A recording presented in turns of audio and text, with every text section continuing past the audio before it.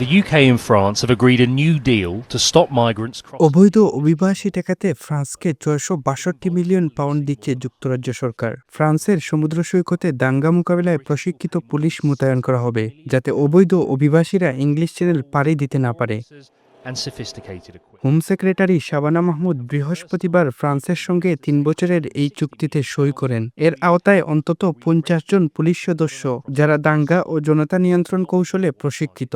চুক্তির অংশ হিসাবে ফ্রান্স ড্রোন, ২টি হেলিকপ্টার এবং ক্যামেরা সিস্টেম সহ মিলিয়ন পাউন্ড মূল্যের প্রযুক্তি ব্যবহার করবে, যাতে মানব পাচারকারী ও অবৈধ অভিবাসী আটকানো যায়।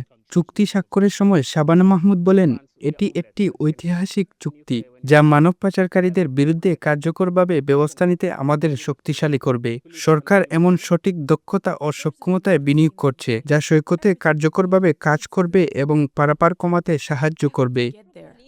If I come to UK, ফ্রান্সের স্বরাষ্ট্রমন্ত্রী লুরা নোরেজ বলেন, এই নতুন চুক্তি আমাদের নিরাপত্তা বাহিনীকে বিপজ্জনক চ্যানেলে পারাপার রোধে এবং উপকূলীয় এলাকার বাসিন্দাদের নিরাপত্তা জোরদারে তাদের গুরুত্বপূর্ণ কাজ চালিয়ে যেতে সক্ষম হবে।